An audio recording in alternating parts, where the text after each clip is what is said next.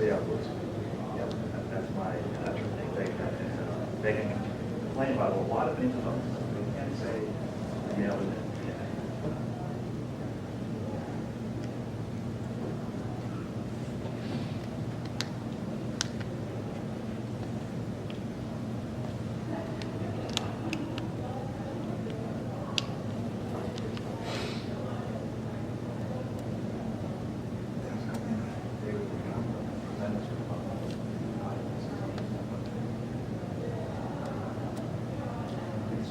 Other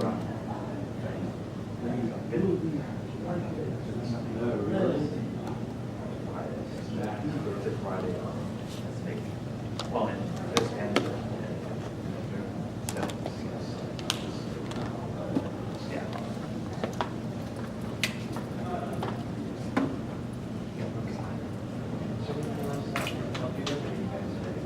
I think we're good. All right, we can turn. All we got to do is turn the mic and go. Right? Yep, that's it. And you're currently live. But we don't have anything so they can hear. Well, they can, but they can see. And is a video on the podium or like I walk around? It's a wide shot, so you have like from the rack to your back here. Oh, okay.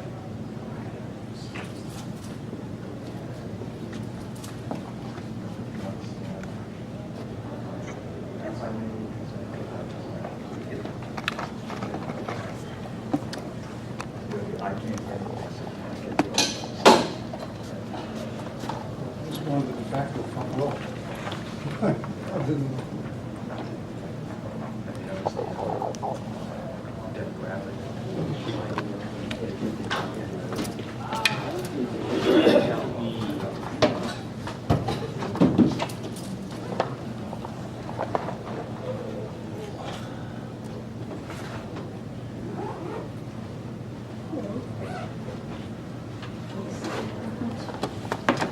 Seating preference?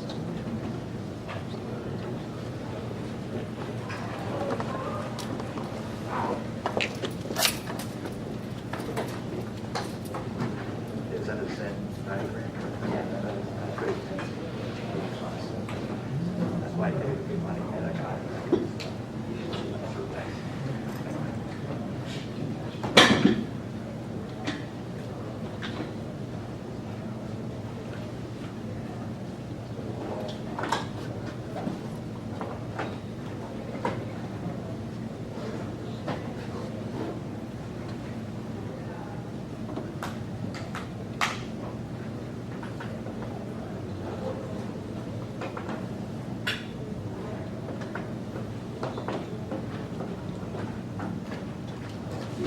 Pretty good.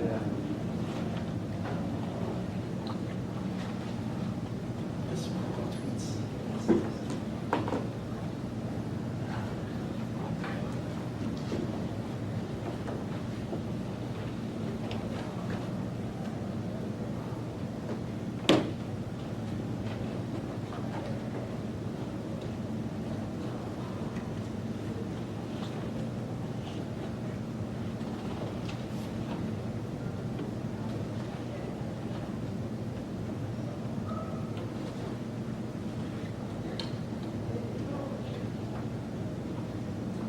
I think it's 10:30.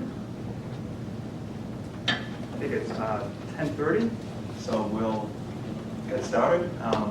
My name is Paul Karen. This is Chris Bowman, and there's two pieces of false advertising in the program. The first is I've been a faculty member at the University of Cincinnati for 23 years, and I have just now accepted a permanent job at Pepperdine Law School, where I'll be starting in the fall. And the second piece of false advertising is David Dickens is the third member of this panel, and he decided to stay at Pepperdine for some reason, and so he didn't come to the conference, but he's going to check in at some point. I hope he's watching from his home there, and we'll hear from him. So what we hope to do this morning is to do three things. So the first, I want to talk a bit about the background and history of the Law Progressive Politics Network. I assume some of you, or perhaps all of you, have never even heard of that. So I thought I would talk about that. And then secondly, talk about sort of why and how we're sort of redesigning and relaunching it in the coming months. And perhaps then sort of third, what will be of some interest to sort of folks, we'll end by chatting about how does a faculty member join forces with IT folks and an outside sort of vendor and deliver those kinds of services. We'll have at least 10 minutes at the end for some Q&A, but I encourage folks to sort of ask things as we go, and anyone sort of watching on this web, they can tweet in, and we'll sort of answer things that way as well. So for those of you that don't know, I launched this tax blog on April 15, 2004, right? If you're a tax guy and you have a launch, right, you have to do it on April 15th. And so the idea was, as a tax law professor, I sort of had this idea that when this whole internet thing was sort of taking off, that there's probably a lot of academics out there who are overwhelmed by the amount of content out there. And so the thought of it was to have a site that went through that day's sort of news and information and scholarship and sort of culled out, here's a handful of things of a special interest for tax folks. And so that's the tax part of the name. The other part of the name is prof. And the idea was to also talk about what's of interest to professors generally in law schools. And about 25% of the content is about legal education generally, what's happening in law schools today. And so we actually set up the RSS feeds where sort of folks can get the content pushed to them, either the entire site, just the tax stuff, or just the legal education stuff. So the audience has been, an awful lot of tax folks come to the site, but also folks interested in general legal education. As a tax guy, I'm a numbers guy, right? And so I'd like to think that it's succeeded in at least attracting a pretty wide audience as far as law professors go. We've had, since we started now, about 24 million page views. And to try to put that number in perspective, as a professor, Ryan Leiter and others, but especially Ryan Leiter, he slices and dices sort of faculty performance and sort of ranks faculty along three measures: reputation, publications, and impact, right? So I would like to think that the blog has enhanced my reputation, or at least not hurt it. It has certainly made me more visible. But I'm a numbers guy, right? And so I've been in this business over 20 years. So I've written 5 books, 50 law review articles, right? That ain't bad, right? But to put that in perspective, I've written 26,500 blog posts. And we'll talk at the end about monetizing this activity. I would have been better off at McDonald's, flipping burgers, I think, right, for that number of posts. So if anything, I've been sort of active in pushing out content. So as I say, IDA looks at reputation, publications, and then also impact, right? And so the kind of way that he sort of ranks faculty, you count citations in review articles, and recently SSRN downloads, right? For anyone interested, I've written about, because I know it's controversial, about how should SSRN downloads be taken into account, if at all, in sort of measuring performance. And so you can help my download count if you're interested in any of those, and check it out. But again, as perspective, right, what I've done on the blog, sort of far trumps those other metrics. So I know, I tell my wife all the time that I know my first line of my obituary, right, is not going to be any books I've written or any articles I've written, but it's going to be the blogs. I think that's where, just where the numbers are. So that's what I've done on the tax side. And so when I launched this thing in April of 2004, we got the idea that, well, if it works in tax, it would work in other areas of law as well. And so we formed a network of blogs where the idea was I would find professors at other law schools who were specialists in other areas of law, and have them start blogs in those other areas and build out the network that way. So as I say, we have about 40 blogs now in this area, in all of these areas of law. And again, the idea is to have some content that they cull every day, that's of a special interest to faculty who teach in those areas.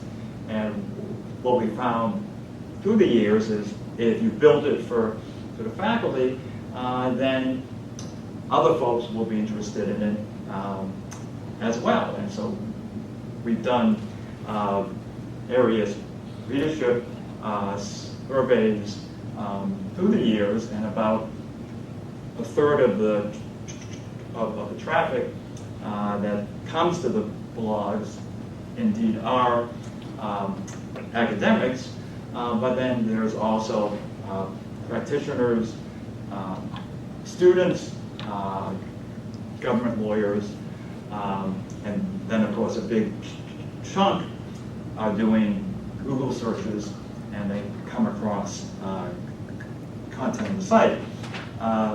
So cumulatively, the network itself each year has been attracting about 10 million page views, and several of the blogs have sort of quite significant readership.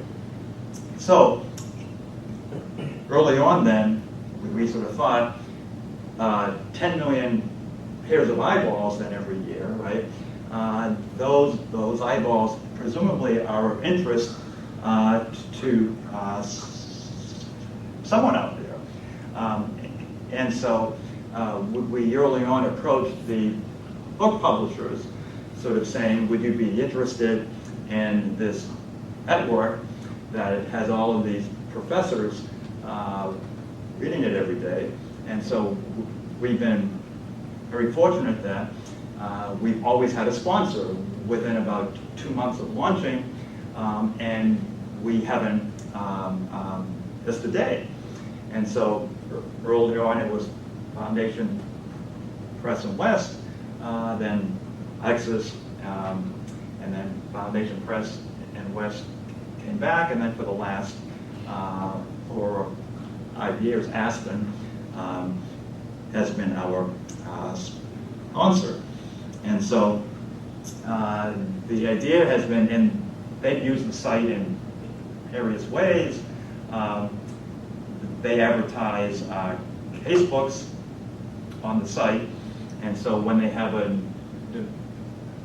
new edition of a book, they'll have an ad up on the site, and folks can click on the ad to either sort of get a complimentary copy or other information.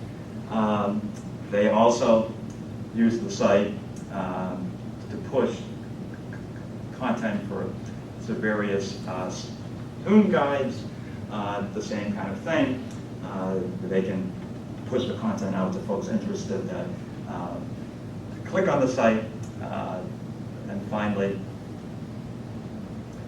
some of the blogs are not subject specific, and Bill Henderson, who we heard from yesterday, he blogs with us on legal education and the legal profession generally, so they have more general ads on the site. So we've been pleased at the idea that if you build it, they will come, and who comes is of interest to the publishers in this business has proven right. So with my move to Pepperdine, and over the past period of time, we sort of realized that 9 years has gone by, and so a lot has sort of changed from 2004 to 2013, sort of, right? And specifically in the technology world, right? And an awful lot has happened in the past 9 years.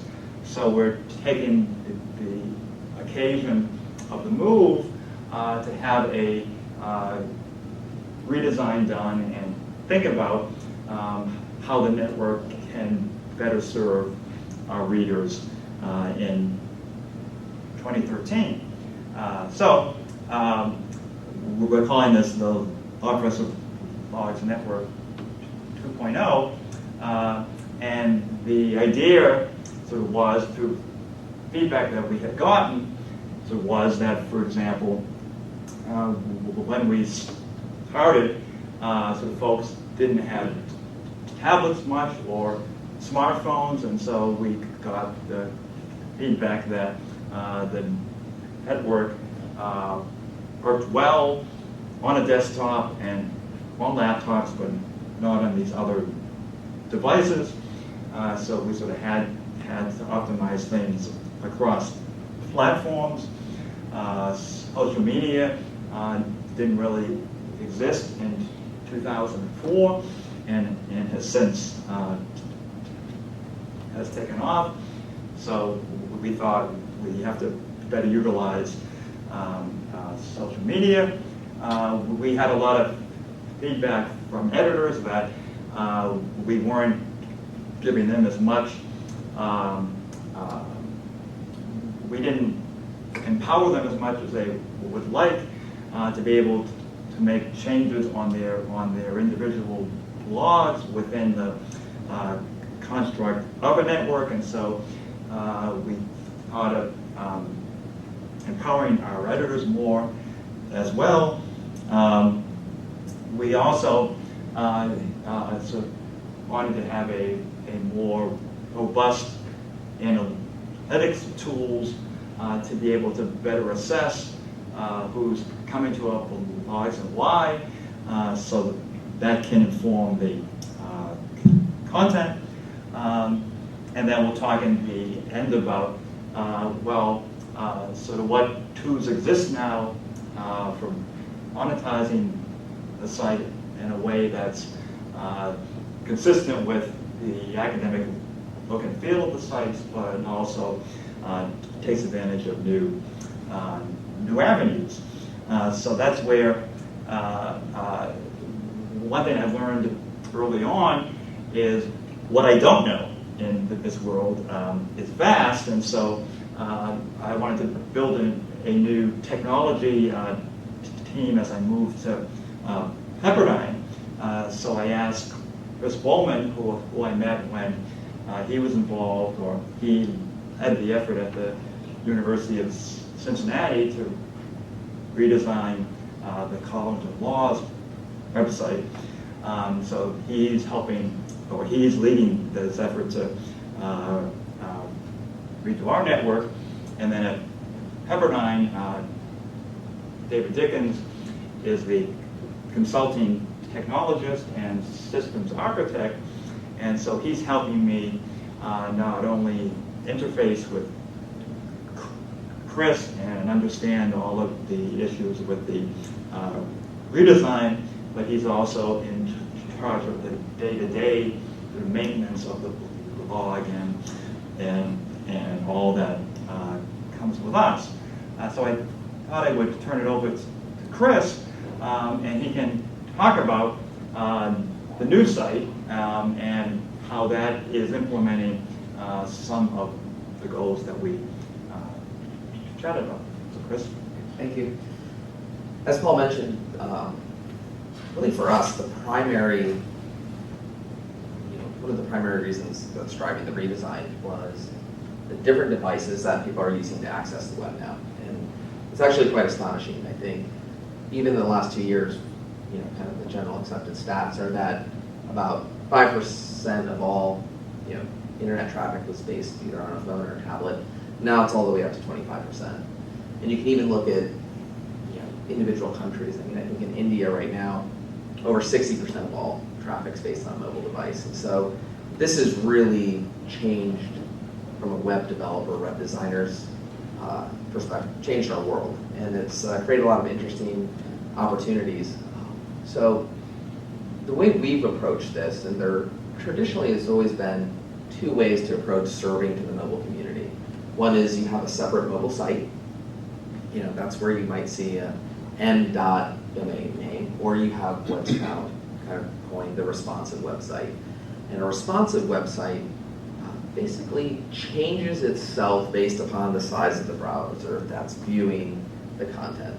So what we're looking at right now is our staging site. So there are some things that still need to be fleshed out, but you'll see that as the browser shrinks, you're going to literally get down, it's going to change itself into a different format for the actual device. And so that's what's known as responsive web design. So we've taken that approach for the Taxcroft blog and the ensuing network to try to handle visitors coming from all different types of mediums. And that, in general, is kind of seen as probably the best practice going forward for how to handle this. So one of the other big things that we wanted to do, speaking of best practices, was take a site that was designed 9 years ago and pull it in line with what's kind of accepted for 2013 development and design. So you'll notice between the two websites, very different font sizes, much more of a cleaner, more utilizing white space. So definitely our goal on the design was to really bring the content forward and try to get away from too many columns and again, follow those best practices that are kind of outlined for typography, coloration, and bringing your eye towards some of the key points on each page. One of the other big objectives of the design was actually to start cross-promoting the blogs within inside the network. We thought that we have found that there were a lot of visitors that didn't necessarily know that the blog or article they were reading was part of a grander plan, so to speak, and being able to help put in more prominent links and acknowledgement of a blog's participation in that network was a big objective. We also tried to really clean up the navigation. I think one thing that, with drop-downs and not having necessarily to click to get to another page to take your action. So these are all, in line with how do you optimize getting folks to subscribe to the network. And we've talked a little bit about social, and that's been a big part of this next generation of the site, because what we found is, I think Paul would attest that when he thinks about measuring the success, he certainly thinks about page views. And he also thinks about how many people have subscribed to one of my 3 RSS channels, and also how many people have subscribed to receive those articles via email. But definitely thinking about kind of the future of how people are going to subscribe to content, because in general we know that people want to have content pushed to them, not necessarily having to always remember to go back to a website to get that content. It's really changed with the social networks. Interesting thing, Paul and I have been talking about how Google's decided to abandon their RSS tool, and so the question for us is, when Google starts walking away from technology, we know that probably indicates that they see that may not be the future. And so RSS, I think, is still very, very important to the network. But we also know that, especially with the younger generation, they like to follow content on Facebook, follow content on Twitter, which has really started to bring out for the blog network a new content strategy. Things have generally been thought of pushing all content to just the blog, and pushing links back to those articles on Twitter or Facebook. And now it's really sitting down and saying, we need to have a unique content strategy for each network. What goes to the blog, what goes to Twitter, and what goes to Facebook? And there might be some overlapping, but it's definitely presented a whole level of thinking in order to kind of authentically participate in those networks. So. And what's sort of interesting is, I'm not sure that the sponsors appreciate the difference, though, right? In terms of this kind of, the traditional view has been page views are king, sort of, right? That that's how you monetize the site, but then how does that sort of work in a mobile world? And as we all know from the reading, right, Facebook has had some problems with that. Same here has had some problems, and so it's sort of interesting. Do you lead the advertisers, or do the advertisers lead you? And I know we've gotten a lot of adverse feedback, because in the past we have restricted the RSS feed to a certain number of characters, sort of, right, because we wanted to drive people to our page, and sort of users justifiably complain and say, well, I want to just sort of see it, I don't want to jump through that hoop. And so it's sort of interesting, how do you balance those competing sort of interests? No, absolutely. And I think another big change for the redesign was additional monetization strategies. And I know that one of the key principles was, how do we enhance current value for the current network sponsor? So right now in the current blog, you have a network sponsor. That's really the only form of monetization that exists. But in order to increase, there's been, we're running through various iterations of additional ad spots, and ad spots that sit in terms of overall kind of hero tower banner leads, additional Google ads. And so this is something that we know is gonna, it's gonna definitely get a reaction, and it's, dealing with that from a content, a blogging perspective is something that, is always evolving. And I think, my background's actually, I have a strong finance and analytics background. So for me, as we walk through this process, we also know that, and this is where it's very interesting, is ad placement, and really thinking through. So when we go live, we will immediately start testing repositioning ads, repositioning colors, and being very dedicated towards testing different ad spots and seeing which have the highest conversions. So we definitely view once launching a site is really just the first step towards iterating that site. which is a wonderful thing about the digital world, is that things can be iterated for relatively low cost. And I think what sort of changed in 2004 was, we've always been focused on, having the blogs have an academic kind of look and feel. And sort of back in 2004, we didn't want to have any advertising other than from one of the big four publishers, because we thought that sort of enhanced the academic look and feel of the site, and the ads would be actually helpful to certain readers. But I think over time, all of us now, as we surf, right, sort of ads have become ubiquitous, right? I mean, they're even on SSRN now, right? So our thought was, it would not be offensive or sort of jarring now to go to a site that had selective amounts of ads. And in fact, I told Chris this morning, I've been concerned that, because I sort of feel like I have a fiduciary obligation to all of the editors, because the sponsorship and advertising royalties is shared among the editors based upon traffic. And so I feel like I have an obligation to not only maintain the academic look and feel of the site, but also monetize it well on behalf of those editors. And so I think over the past couple of years, I've kind of realized I've been operating in Marcus of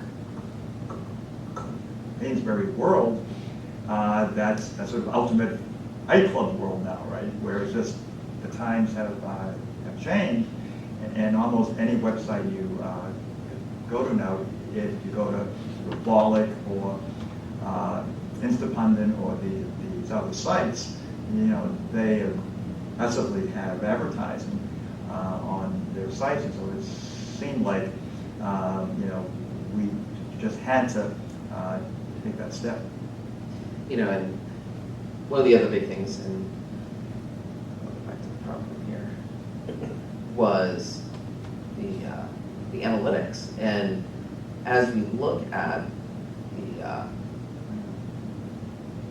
as we're looking at the analytics of the site, one of the big goals and objectives was to better understand the user paths that lead to specific actions, and then start putting in place key performance indicators that Paul can easily look to start measuring the health of this site. Not just page views and visitors; those two are further down the chain in terms of importance. So we're establishing several metrics along the way. How many people are coming to the site? A lot of this is easily obtained through programs like Google Analytics, but it's a matter of really building the math on your side and a delivery mechanism that's easy over to the leadership of the blog. So, for instance, starting to brainstorm around what percentage of our visitors are new. We know that new blood, new visitors are very important to the health of the network. Where are these new visitors coming from? What percentage of the traffic's coming from the RSS feed subscriptions, coming from social? And as we're able to start building these performance indicators and then measuring them, I think it's going to be able to help lead both Paul and the other contributors to have a little bit more sophisticated strategy in terms of content production, content placement, regularities, and hopefully improve the overall health of the network. So.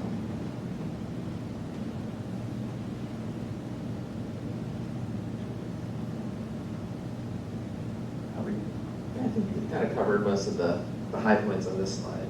Well, and we also advertise, and I thought we could chat a bit about, this has been an interesting process in terms of, I blogged this morning how this is my sort of favorite conference of the year, because I think it's the only place where faculty interact with librarians and IT staff on a professional conference level, and so I've always enjoyed coming here, and the food as well.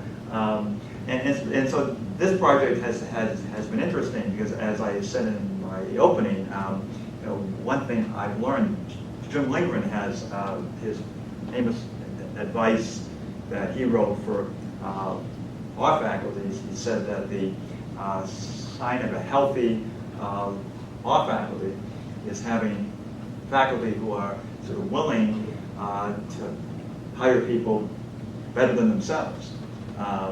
And in my case, that's been easy through the years, but it applies here as well, where I really had to reach out to Chris and David, who are the real experts in this stuff. And it's been a neat process where, especially with David's help, where he kind of acts as an intermediary often, and helping me understand, where Chris is coming from, and where the technical side of things. And so I think, that's kind of what this conference, I think, is about, how, we all kind of partner to produce the end product. And so I'm not sure from a sort of vendor perspective, how's it been like working with faculty at the College of Law? Yeah, or here? I've been very lucky. I've had great experiences with those interactions, and I think. Oh, let's turn off the mic so you Yeah. can talk. Yeah, exactly. and really thinking back on, what were some of those key ingredients that led to that? It's, I think knowing that each partner, each person in that party definitely has expertise in certain areas, and definitely has opinions. And I think if both parties come and really understand that they're open to their opinions changing, that's generally led to a pretty healthy relationship.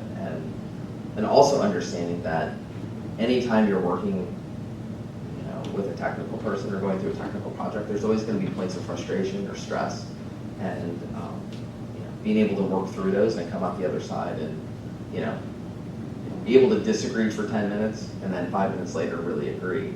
And as long as everybody has the view of the core objectives of the site and really keeping those above all else and having a lot of respect for each other, the general things. And in our case, I know that one of the things we always try to stress is that we don't know your end user as well as you probably do on the other end. We try to close that gap, and we also try to always ask that, as Paul was saying today, you're not also the average user. Just because you're the blogger and you control the network, it doesn't necessarily mean that you are using the site the same way everyone else is.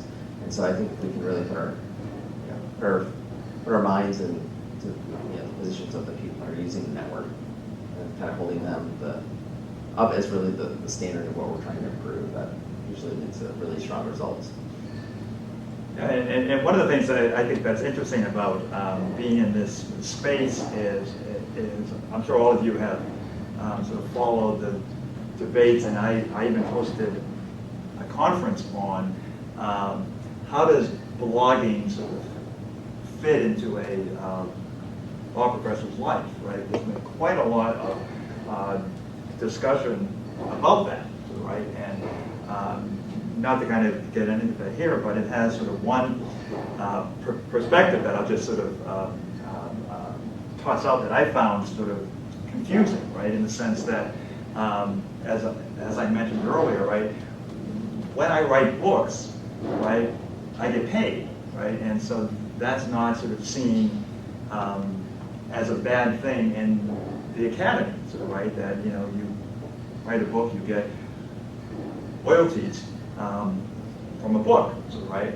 And I've always thought that's sort of odd, right? Because with our brothers in the sciences, though, sort of, right, when they produce work through their academic appointment, right, that inures to the benefit of the university. But so it's been long accepted when we do our scholarship and we publish books and paid articles, right, that's a part of the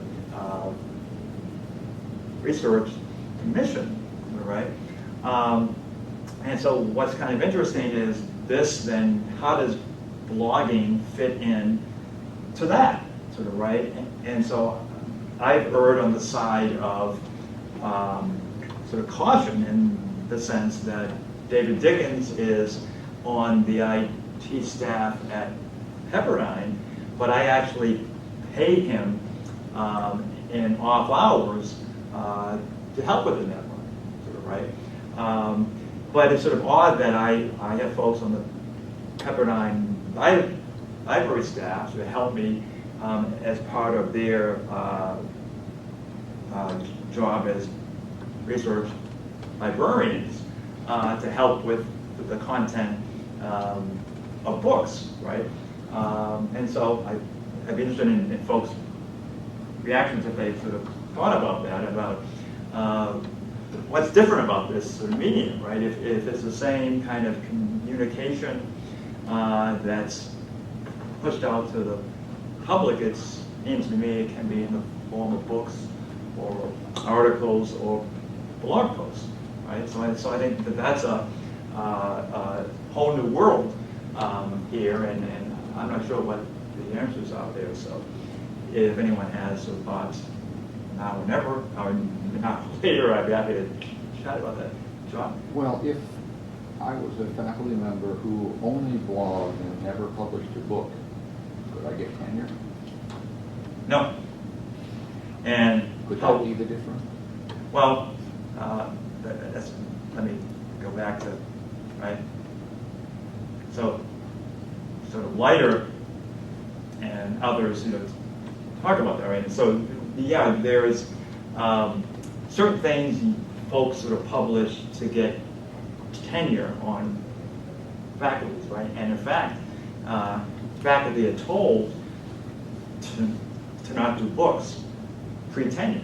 That the coin of the realm now is law review articles, right? So pre-tenure at those schools, that's all that the pre-tenure faculty do.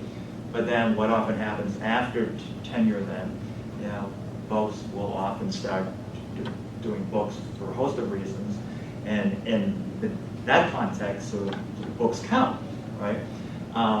And so I wouldn't advise anyone pre-tenure to only blog. And in fact, pre-tenure, you'd be nuts to write 20,000 blog posts, right? But after tenure, so the books certainly count. And in this article that I wrote, I think the best scholars out there sort of write in a variety of ways, right? And Philip Postlewaite at Northwestern has this really good article in the Journal of Legal Education, perhaps 8 years ago, sort of arguing that there's various sort of forms that scholarly sort of writing can be produced in. And so his argument is that we ought to have an expansive definition of what counts on the scholarship side. And what's sort of interesting in this piece, if you take a look at who the big bloggers are, right, present company accepted, Eugene Baldwin, right, under anyone's definition, right, is a major scholar in his field, right? He does significant sort of work under all of these traditional ethics, right? Publishes a lot and is cited a lot. And you go down the list, sort of Dan Scholar, Dan Arkell, Paul Horwitz, Brian Liger has Paul, right? So it's sort of interesting that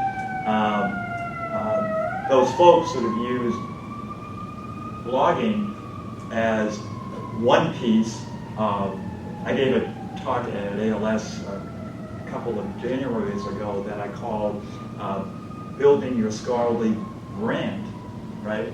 And so how I view blogging, as John says, it's not the only thing that anyone ought to do as a faculty member. But if it's a part of someone's sort of research portfolio where they're also doing books and articles and speeches, I think it's a healthy thing.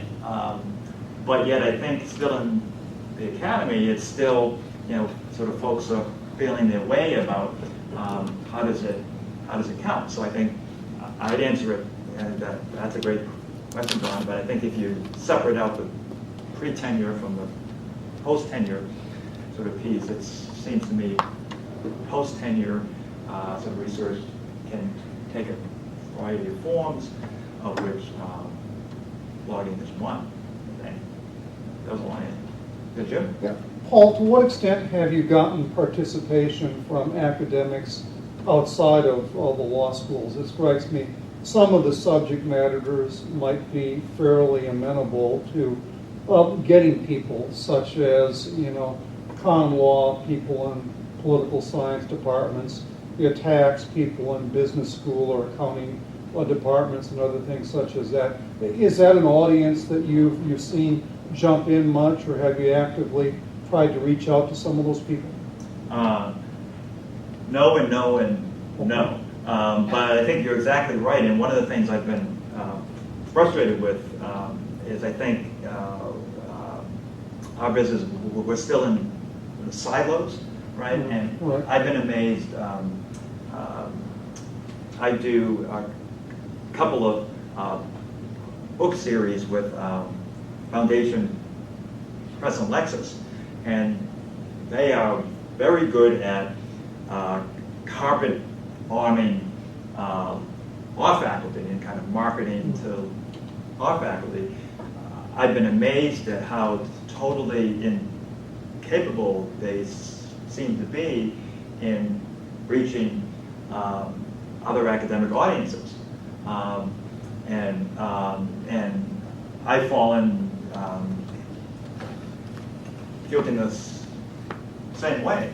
The sense all of our academics we have as editors, I think almost all are law professors, whereas we have blogs on higher education and all kinds of areas that would seem to be a very natural that other academics would be able to contribute. So it's kind of a feedback loop because the publishers are only focused on law professors. Frankly, we've also been over focused on that. So I think in theory, you're absolutely right. If there's a way to involve other academics in this, it'd be great. But I just don't know how to do that. In the tax world, actually, that's one of the areas where there's actually kind of more interdisciplinary activity, where there's a lot of economics folks at universities who participate in the tax prof by kind of sending me content when they make presentations and other things. So I think, I think going forward, that would be a super idea to find ways to involve other academics in enterprise. David Dickens has been sending me some emails. He says that I did a spectacular job, Chris. I'm not too. No, I'm just kidding. But one of the things that he wanted to, well, I'll let you. Well, let me ask if other folks have a question out there we can respond to it, so I can read David. Albert? I guess I just have one question, and that's what's the platform that the new version is being built on? So when Paul started in 2004, he started on the TypePad, hosted blogging platform, and the next version is going to continue to be on the TypePad platform. And there's certainly some discussion around platform at the beginning, and we do a lot of work in WordPress, we do a lot of work in Drupal, and WordPress seemed like a naturally, potentially really good fit for the network. But there were a lot of considerations that had to come into play for that. And first and foremost was, the domain right now is taxprof.typepad.com, and thinking, and knowing that our search engine optimization rankings, we get a lot of long tail keywords that lead to inbound traffic, and knowing that there was a risk for disrupting some of that, even going to Google's webmaster tools and really following exactly how that might be laid out. We still felt that that was a risk that for this particular scope, we didn't necessarily want to take on. So for this is mostly a look, a feel, a skin, and an experience from the viewer standpoint, or readership standpoint. Knowing that there were certain editing tools and process in terms of approval and ability to, post from an iPad or post from an iPhone that, the WordPress platform really brings natively to the game in terms of options. But we felt that there was a little bit too much risk in terms of moving to a different platform, because we'd actually walk away from that taxprof.typepad.com domain name. We'd have to have a new domain name, because since that's based on the typepad, you can't move typepad's domain name essentially. So that we just kind of looked at the business side of things and thought, we'll leave that for open discussion, I think. And I'll put that in layman's terms as I understood that, right? That when I asked Chris, what happens to my 26,500 posts that I've written, right? Because so much of the text block content, something like half, maybe now is coming in through Google searches, right? And so I said, being the good lawyer, can you guarantee that all of those 26,500 posts, this conversion to a new platform is going to work? And he said, I'm a good IT person, so I said no. Yeah. I can't guarantee you anything. Yeah. So as soon as I heard that, it just seemed like that, that's a deal breaker in the sense of folks are doing Google searches, and there's a potential anyway that they would come up with a dead link, or a dead 26,000 links. It just seemed that whatever advantages WordPress would offer, just seems to have been down that road too long. We've been real careful. This is the fun part's designing, the fun part's seeing the transformation. The scary part from our perspective is always they launch the site. We can deal with feedback around too much advertising, not as much advertising, but it's when you look at the Google Analytics and the inbound traffic, takes a nosedive. It's always the fear that I have when you roll out a new, with somebody that has substantial traffic. And so we've taken really careful to, underneath the hood of all of this, to follow the same, HTML structure in terms of heading tags and kind of the behind the scenes things that Google looks at when ranking sites, so that, hopefully even we get better search engine rankings because we've cleaned out quite a bit of code. But that's definitely been something that's kind of always at the top of our priority list, to make sure we don't lose sight of that, what really drives the network right now. So, And not now too much about that. I'd love some feedback. Is he worth the money? And in the sense of, like, here's the old site. Or You told me I'm doing this for free. Well, and this is a true story. He promised me a dinner, and I'm getting pot bellies after the talk. But not that I'm complaining. So I'd be interested in what folks think, though. Am I overanalyzing the significance of the change? Is it not a big deal? So here's the existing sort of site, and here's going to be the new one. I would love some feedback on, do you think it's and better?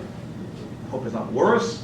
Does it not matter? Do folks have any, just as a consumer of sort of web content, do you have any thoughts versus old and new that you would? And you're not going to hurt my feelings, so.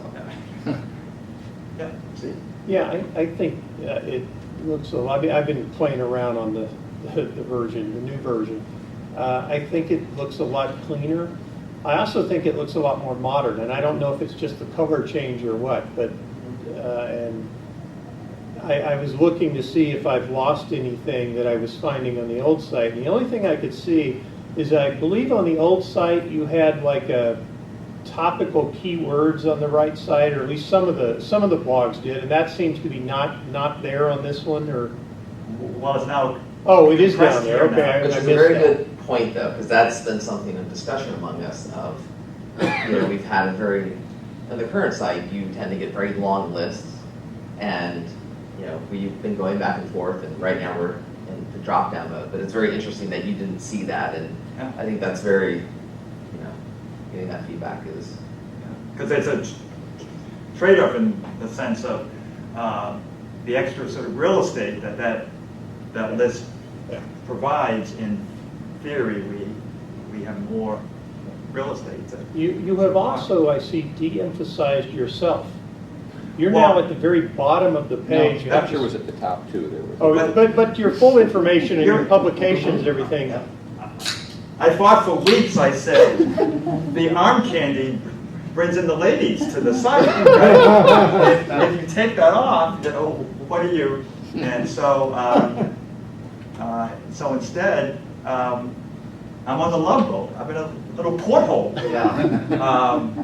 But I was convinced that, and so the trade-off was, there was less about the editors, and the hope will be, folks will go down. All that information now is on the bottom, but I suspect, it's just not as prominent now. So that's going to be, when we unveil this to the editors, I think that is going to be perhaps one of the pushbacks, because now all the editors have, prominent pictures and lists of materials. And so, that's one of the changes of that sort of real estate is too graphic. But when I started with Chris, my one non-negotiable thing was I want to have 3 columns, because on the left side, in addition to my shameless self-promotion there, is I spent all this time designing a tax portal, and my vision was that this would be a home for anyone interested in doing tax research. You can come here and find just about any tax source in the world. I had links to the tax law of every foreign country, to every state, right? And so I had this vision that it would be a portal through which tax people do research. So when I actually started tracking what do folks do on the site, I found to my chagrin that nobody used that stuff. And I would go to conferences and I talked to tax people. They didn't know what was there. And I think part of what's changed now is through Google and other, through mainly Google, right? You can find anything in the world anyway. You can find the tax law in Israel in 2 clicks on Google. And so I was convinced that it was sort of vanity that was keeping all of that stuff on the left column. So where it is now, it's called resources.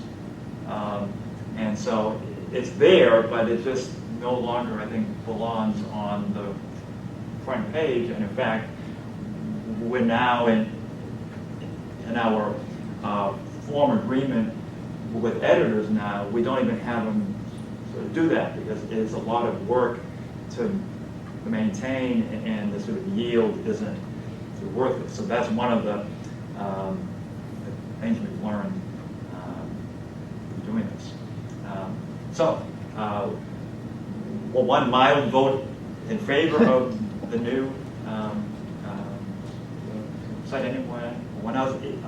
Are folks turned off by ads? Does that just not matter?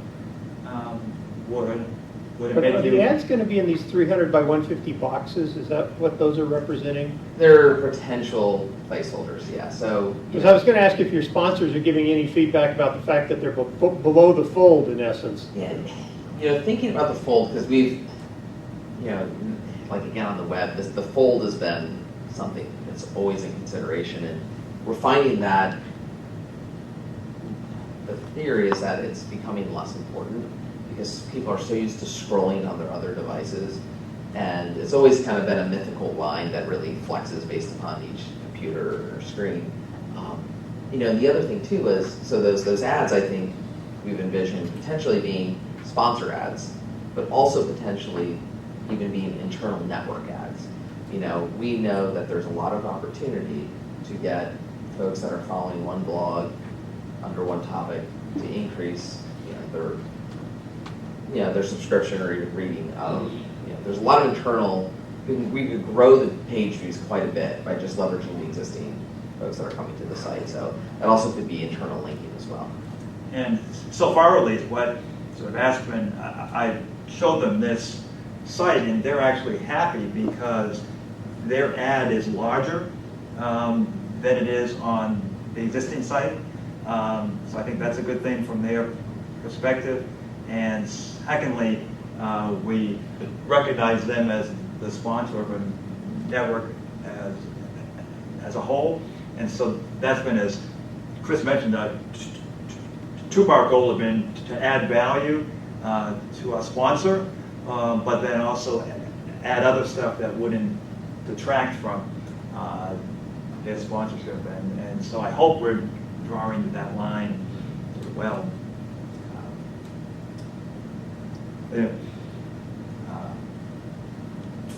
Any other thoughts or?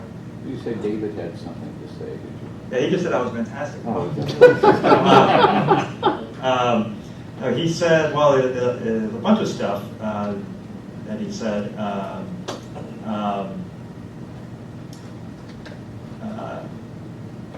He basically, I just want to get a soundbite about, he runs a very good blog at Pepperdine on the technical side, and so he made a comment about he agrees that what some folks have called faculty and sort of the staff sort of being sort of public intellectuals, right, and kind of adding to public discourse, not just in books and Aubrey articles, but in other ways like blogging. So he was commenting on, he thinks that's the sort of wave of the future and will be more accepted as time goes by rather than less, especially with John's point, which I agree with 100%, that there are some faculty out there, whom I won't name, that all they do is blog. And I think if I were dean, I would not reward that as much as faculty members who instead blog as a part of their scholarly portfolio. I think that's something I would encourage folks to do. Well, I think we've come up on the hard break at 11:30, so thank you for your time and attention, and enjoy the rest of the conference. We'd love to get feedback as well, so shoot us an email or contact us if you have any other thoughts or questions. Thanks for your time this morning.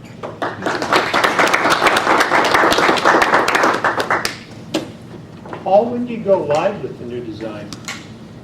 Talk to him. We are more into the granular details now. Things like, do we show number of comments at the bottom of each post on the homepage? Is that a good or a bad thing? So we're down to that kind of like the last 10% of the details, and then we'll roll out the Paul's blog and then start looking at network. Well, I'd say and Steve, I've been just focused on porthole. Yeah. And I emailed, can you make it a little bigger? Do you not have a good-looking one? What do you do when you have multiple editors? You have multiple pictures across the top? Yeah, what we're gonna do is we're coming up with a Professor Blogs Network kind of icon, and then we'll Me. list, yeah, and then we'll handle, the footer will kind of grow. Well, sometimes. Yeah, for the multiple editors, so. Yeah, so that's our thought, and I think that's gonna be one of the things that people aren't gonna like, right, that all their stuff will be down here. Yeah, but when people get used to it. Okay. I think so, and I think it's a better looking site overall. Sorry. Oh, excuse me. Yeah, I had.